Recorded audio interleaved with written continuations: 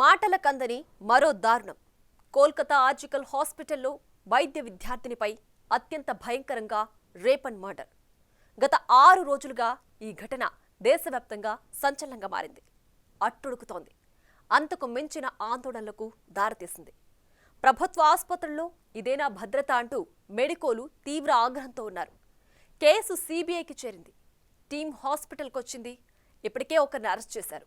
Post mortem రిపోర్ట్లో దారుణమైన అంశాలు బయటకొచ్చాయి. గ్యాంగ్ రేపు జరిగి ఉండొచ్చంటున్నారు. మరోసారి నిర్భయ ఘటనను గుర్తుకు తెచ్చిన ఈ ఘటన సభ్య సమాజాన్ని తలదించుకునేలా చేసింది.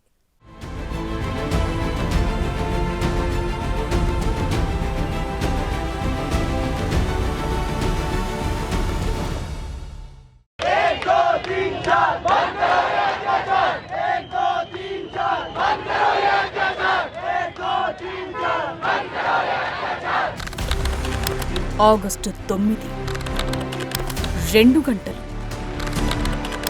ఆర్జికర్ హాస్పిటల్. 31 ఏళ్ల పీజీ వైద్య విద్యార్థిని నైట్ డ్యూటీలో ఉన్నారు. తెల్లవారుజామున 2 గంటల వరకు మిగతా జూనియర్ డాక్టర్లతో పాటే డ్యూటీలోనే ఉన్నారు. ఆ తరువాత విశ్రాంతి తీసుకునేందుకు పల్మనాలజీ డిపార్ట్మెంట్ సెమినార్ హాల్కు వెళ్లారు. అంతే. ఉదయం చూస్తే అర్ధనగ్న స్థితిలో అత్యాచారానికి గురై శరీరంపై తీవ్రమైన గాయాలతో ప్రైవేట్ పార్ట్స్ నుంచి రక్తస్రావమవుతూ అత్యంత దారుణమైన స్థితిలో హత్యకు గురై కనిపించింది. తెల్లవారుజామున 3 గంటల నుంచి ఉదయం 6 గంటల మధ్య ఏం జరిగింది?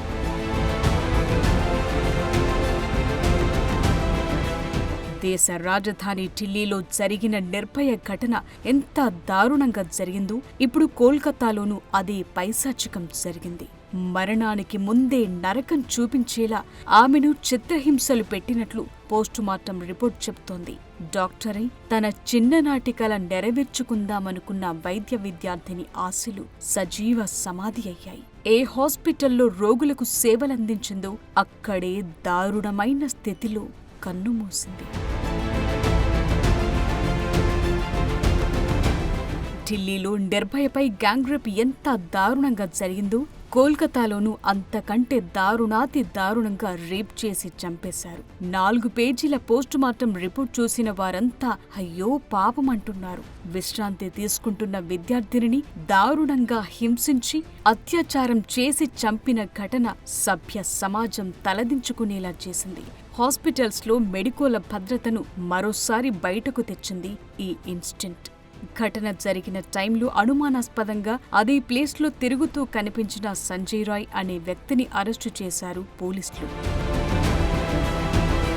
పోస్టుమార్టం రిపోర్టు ప్రకారం నిందితుడు విద్యార్థినిని బలంగా గోడకేసి కొట్టాడు. కళ్లద్దాలు పగిలిపోయాయి. అవి కంట్లో గుచ్చుకున్నాయి. శరీరమంతా ఘాట్లు పడ్డాయి. ప్రైవేట్ పార్ట్స్ తీవ్రంగా డ్యామేజ్ అయ్యాయి.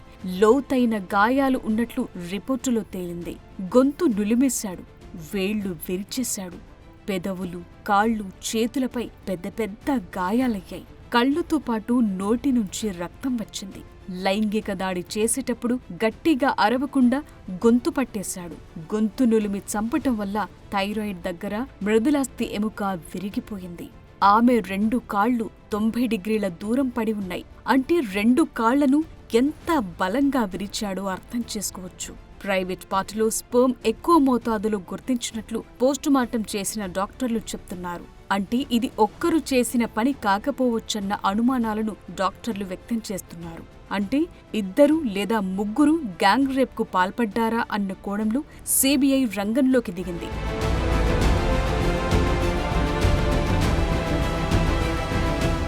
సీసీ ఫుటేజ్లో అనుమానాస్పదంగా కనిపించిన సంజయ్ రాయ్ ఇంటికి వెళ్లి ఆలస్యంగా పడుకున్నాడు.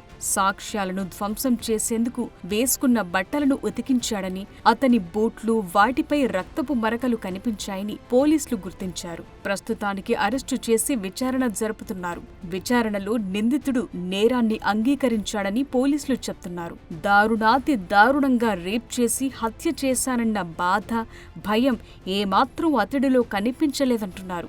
ఘటన గురించి ప్రశ్నిస్తే కావాలంటే నన్ను ఉరితీయండంటూ జవాబిస్తున్నాడట.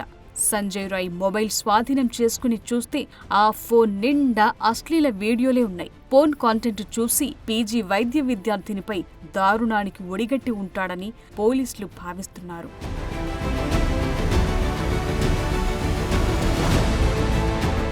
ఆగస్టు 9న విద్యార్థిని అర్ధనగ్న స్థితిలో సెమినార్ హాల్లో కనిపిస్తే ఆమె పేరెంట్స్ కు ఫోన్ చేసి సూసైడ్ చేసుకుందని సమాచారం ఇచ్చారు. తమ బిడ్డను చూడాలని వేడుకున్న 3 గంటల తరువాతే చూడనిచ్చారు.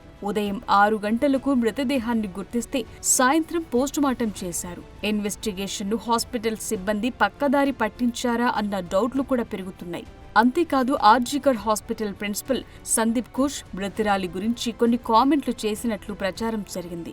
అర్ధరాత్రి దాటాక ఒంటరిగా హాస్పిటల్లో ఎందుకు తిరగాలి అని అన్నట్లు చెప్తున్నారు. తనను పదవి నుంచి దింపేలా విద్యార్థులను కొంతమంది రెచ్చగొట్టారని, నిందితుడికి శిక్ష పడాలనే కోరుకున్నానని, బాధితురాలికి వ్యతిరేకంగా ఎలాంటి వ్యాఖ్యలు చేయలేదని, సోషల్ మీడియాలో తనపై జరుగుతున్న అవమానాన్ని భరించలేకపోతున్నానన్నారు. మృతి చెందిన అమ్మాయి తన కుమార్తె లాంటిదే అని, అందుకే రాజీనామా చేస్తున్నానంటూ దిగిపోయారు.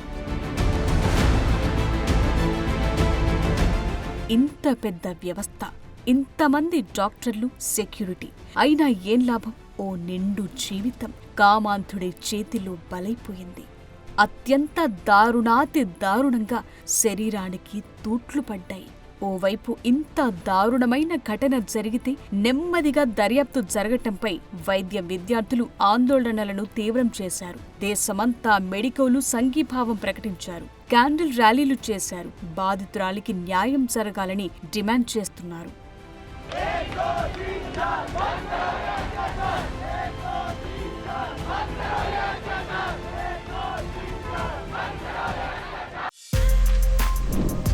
For more videos like this, subscribe Big TV channel.